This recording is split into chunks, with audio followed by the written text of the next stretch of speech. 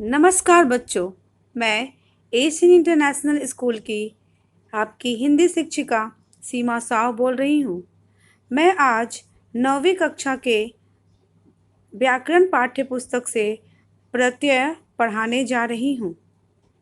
तो आइए हम पहले प्रत्यय पढ़ेंगे और इसके बाद प्रत्यय की परिभाषा, प्रत्यय के भेद और प्रत्यय के उदाहरण, इन सबको हम विस्तार पूर्वक आगे पढ़ेंगे, समझेंगे और जानेंगे। आइए प्रत्यय की परिभाषा, भेद और उदाहरण को देख लें। प्रत्यय जो शब्दांश किसी शब्द के अंत में जोड़े जाते हैं और जिनके जुड़ने से शब्द का अर्थ बदल जाता है, उन्हें प्रत्यय कहते हैं। इन शब्दांशों का स्वतंत्र रूप से प्रयोग नहीं होता। प्रत्यय वह शब्द हैं, अर्थात प्रत्यय वह शब्द हैं जो शब्द के अंत में लगता है। प्रत्यय और उपसर्ग में अंतर क्या है? यह है कि उपसर्ग जहाँ शब्दों के पहले लगता है, वहीं प्रत्यय शब्द के बाद में लगता है। इसके पहले उपसर्ग पढ़ाया गया था, उसमें सभी शब्द उपसर्ग जुड़ के नए शब्दों का निर्माण किए थे और यहाँ सारे प्रत्यय जो हैं वो शब्द के बाद में लगते। उदाहरण देख ले। लघु धनता लघुता, बुरा धन आई बुराई, चिकना धन हट चिकनाहट। ऊपर के उदाहरणों में ता, आई एवं हट प्रत्यय है। जहाँ ध्यान रखने की बात यह है कि प्रत्ययों के जुड़ने से शब्दों के अर्थ एवं रूप में विशेष नहीं बल्कि थोड़ा सा ही अंतर आ जाता है और वह विशेषण से संज्ञा बन जाते हैं। तो इस प्रकार हमने प्रत्यय की परिभाषा और उसके उदाहरण को पढ़ा और समझा। प्रत्यय के प्रकार देखें। कृत्य प्रत्यय और तद्धित प्रत्यय। यहाँ पे इन दोनों के विभिन्न प्रकार दिए हैं, देख लें। कृत्य प्रत्यय के विकारी और अविकारी हैं। फिर विकारी के हैं 4: क्रियार्थक संज्ञा, कर्तवाचक संज्ञा, वर्तमानकालीन कृतज्ञ, भूतकालीन कृतज्ञ। और तद्धित प्रत्यय का क्या है? कर्तवाचक, भाववाचक, उन्वाचक, संबंधवाचक, अप्रत्ययवाचक, गुणवाचक, स्थानवाचक, अव्ययवाचक। किंतु हम कृत्य प्रत्यय के प्रकारों को पढ़ेंगे और जानेंगे। यह इसलिए समझाया गया है ताकि प्रत्यय के सभी भागों को हम, उनके प्रकारों को हम जान ले, समझ लें। उसके बाद हम कृत्य प्रत्यय में आएंगे और कृत्य प्रत्यय के प्रकारों को भली भांति समझने का प्रयास करेंगे। तो कृत्य प्रत्यय 5 प्रकार के होते हैं। कर्मवाचक कृत्य प्रत्यय, कर्तवाचक कृत्य प्रत्यय, भाववाचक कृत्य प्रत्यय, कारणवाचक कृत्य प्रत्यय, क्रियावाचक कृत्य प्रत्यय। तो इन प्रकार के जो प्रत्यय उदाहरण दिए गए हैं, भेद, इनको हम भली भांति पढ़ेंगे। कर्तवाचक कृत्य प्रत्यय। जो कृत्य प्रत्यय कर्ता अर्थात क्रिया को करने वाले का ज्ञान कराते हैं, वे कर्तवाचक कृत्य प्रत्यय कहलाते हैं। तो देखिए, इसमें भी कर्तवाचक कृत्य प्रत्यय दिया है, फिर उसके मूल शब्द दिए हैं, फिर उसके प्रत्यय द्वारा निर्मित शब्द दिए हैं। तो अक शब्द है जो कर्तवाचक का प्रत्यय, उसका मूल शब्द है पठ, धाव, पच, चाल। इससे निर्मित शब्द है पाठक, धावक, पाचक, चालक। अक प्रत्यय जुड़े हैं। अक्कड़, अक्कड़ का मूल शब्द है भूल, घूम, बूझ, पी। इसके द्वारा निर्मित शब्द क्या बने? भुलक्कड़, घुमक्कड़, बुझक्कड़, पियक्कड़। अक्कर प्रत्यय जुड़े हैं। आऊ का मूल शब्द लड़, भीर, बिक, टिक और इसके द्वारा निर्मित शब्द हैं क्या? लड़ाकू, भिड़ाऊ, बिकाऊ, टिकाऊ। आऊ आऊ प्रत्यय लास्ट में आ रहे हैं। ठीक है, ये ध्यान देने की बात है। आँख है, आँख का मूल शब्द है चाल और तौर, तैर। ठीक है, तो इसके द्वारा निर्मित शब्द क्या है? चालाक, तैराक। आँख आँख प्रत्यय आया है। इसी प्रकार आका है, आका का मूल शब्द लड़, धम, पढ़। तो इसके निर्मित शब्द है लड़ाका, धमाका, पढ़ाका। आका आका आए हैं प्रत्यय। आकू का देख लें, आकू का पढ़, लड़। इसके मूल शब्द क्या है? पढ़ाकू, लड़ाकू। आकू आकू आए हैं प्रत्यय। ठीक है, तो वो थे सब कृत्य प्रत्यय के। तो अब हम दूसरा पढ़ेंगे कर्मवाचक कर्तृ प्रत्यय। कर्मवाचक कर्तृ प्रत्यय में भी क्या है? पहला शब्द है, इसके प्रत्यय है औना और इसके मूल शब्द है खेल और बिच और इससे निर्मित शब्द हैं खिलौना, बिछौना। नी है प्रत्यय, इसके मूल शब्द है और, सूंघ, धौक। तो इसके निर्मित शब्द क्या है? ओढ़नी, सूंघनी, धौकनी। इसके बाद है ना, ना का गा, खा, नाच, रो मूल शब्द है। इसके निर्मित शब्द है गाना, खाना, नाचना, रोना, भागना। ठीक है, तीसरा है करणवाचक कृत्य प्रत्यय। इसकी परिभाषा देख लें। जो कृत्य प्रत्यय शब्दों के अंत में जुड़कर करणवाचक संज्ञा शब्दों की रचना करते हैं वे करणवाचक कृत्य प्रत्यय कहलाते हैं। तो इसके उदाहरण क्या है? कृत्य करणवाचक कृत्य प्रत्यय हैं आ, न, नी, बड़ा ऊ, बड़ी ई। तो आ के मूल शब्द है ठेल, भूल, झूल। इसके निर्मित शब्द हैं ठेला, भूला, झूला। तो अंत में आ प्रत्यय लगे हैं। फिर है न, न का मूल शब्द है बंद, झाड़, बेल, ढक। ठीक है, तो इससे निर्मित शब्द है बंधन, झाड़न, बेलन, ढक्कन। उसके बाद है नी प्रत्यय, मूल शब्द है सूंघ, चट, मथ, रच।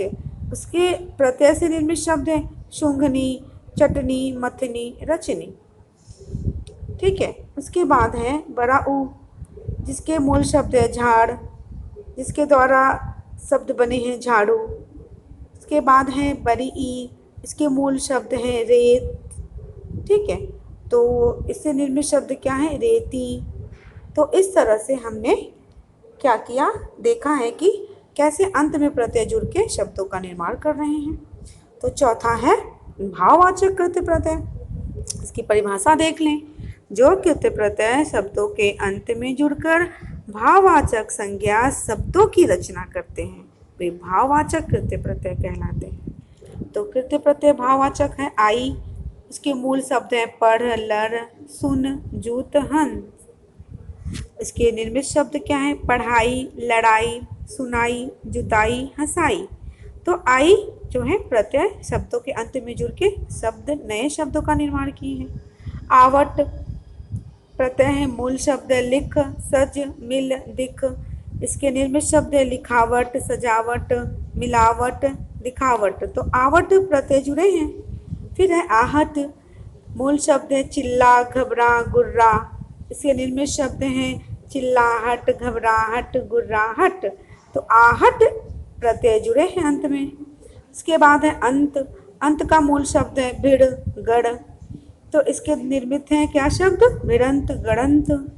इसके बाद है आन, आन का मूल शब्द है लग, चढ़, उड़, उठ, थक। तो प्रत्यय द्वारा निर्मित शब्द क्या है इसके? लगाना, लगान, चढ़ान, उड़ान इत्यादि। और पांचवा है क्रियावाचक प्रत्यय। तो क्रियावाचक प्रत्यय में क्या है परिभाषा? जो कृत्य प्रत्यय शब्दों के अंत में जुड़कर क्रियावाचक विशेषण, संज्ञा या विशेष क्रिया शब्दों की रचना करते हैं वे क्रियावाचक कृत्य प्रत्यय कहलाते हैं।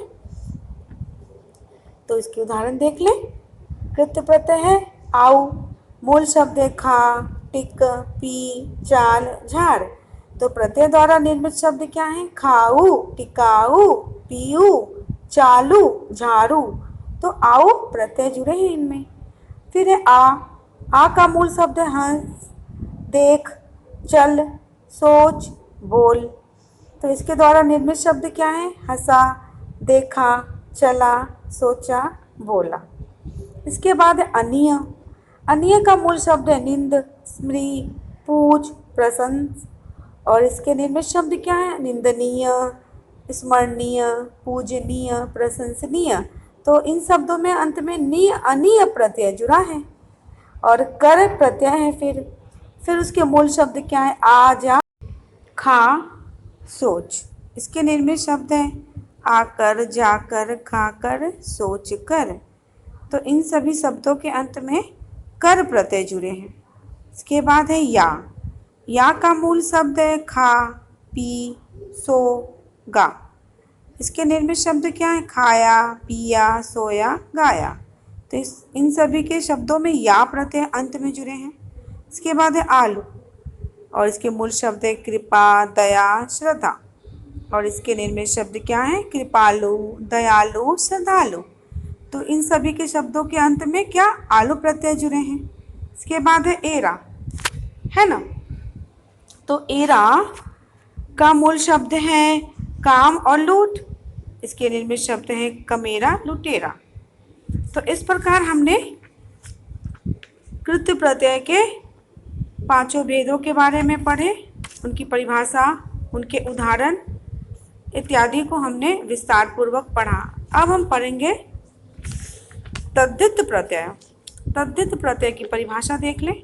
जो प्रत्यय धातुओं को छोड़कर अन्य सभी शब्दों जैसे संज्ञा, सर्वनाम, विशेषण आदि के अंत में जोड़े जाते हैं तद्धित प्रत्यय कहलाते हैं। इन्हें तद्धितांत शब्द या प्रत्यय भी कहते हैं। और इनके भेद हैं। क्या क्या भेद है? कर्तृवाचक तद्धित प्रत्यय, भाववाचक तद्धित प्रत्यय, उन्नवाचक तद्धित प्रत्यय, संबंधवाचक तद्धित प्रत्यय, और पांचवा है विशेषणवाचक तद्धित प्रत्यय। तो अब हम इन्हें भी थोड़ा इनके विषय में भी जानेंगे और इनके उदाहरण देखेंगे। तद्धित प्रत्यय के पहला है कर्तृवाचक तद्धित प्रत्यय। इसकी परिभाषा देख लें। कर्ता का बोध कराने वाले तद्धित प्रत्यय कर्तृवाचक तद्धित प्रत्यय कहलाते हैं।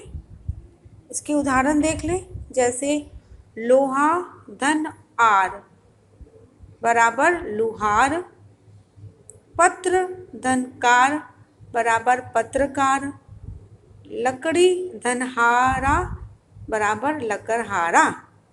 तो क्या हुआ? ये तीनों कर्तृवाचक तद्धित प्रत्यय के उदाहरण हैं। इसके बाद हम पढ़ेंगे भाववाचक तद्धित प्रत्यय। भाववाचक तद्धित प्रत्यय के परिभाषा है भाव का बोध कराने वाले तद्धित प्रत्यय भाववाचक तद्धित प्रत्यय कहलाते हैं। तो इनके उदाहरण देख लें। बूढ़ा धन आपा बराबर बुढ़ापा, गरम धन ई बराबर गर्मी, चतुर धन आई बराबर चतुराई।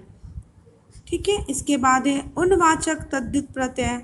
इसके उदाहरण है थाल धन ई थाली, डिब्बा धन इया डिबिया, सांप धन ओला सपोला। तो चौथा है संबंधवाचक तद्धित प्रत्यय। तो आइए इसकी परिभाषा जानें। संबंध का बोध कराने वाले तद्धित प्रत्यय को संबंधवाचक तद्धित प्रत्यय कहते हैं। इनकी परिभाषा जान गए। अब इनके उदाहरण इस प्रकार हैं। उदाहरण देखें। जैसे चाचा धन एरा बराबर चचेरा, ससुर धन आल बराबर ससुराल, बहन धन ओई बराबर बहनोई।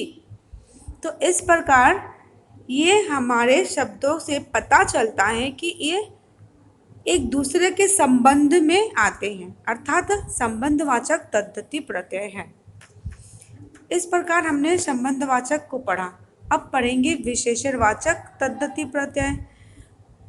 तो जो शब्द विशेषणवाचक तद्धित प्रत्यय का विशेषता बतलाता हो उसे विशेषणवाचक तद्धित प्रत्यय कहते हैं। उदाहरण देख लें, जैसे लोभ धन ई लोभी, रस धन ईला रसीला, बुद्धि धन मान बुद्धिमान। ठीक है, तो इस प्रकार हमने प्रत्यय के परिभाषा पढ़ी, उनके भेद पढ़े, भेद के अंतर्गत भी भेदों को पढ़ा, समझा और सभी नियमों को जाना। तो मुझे विश्वास है कि आपको प्रत्यय अच्छे से समझ में आया होगा।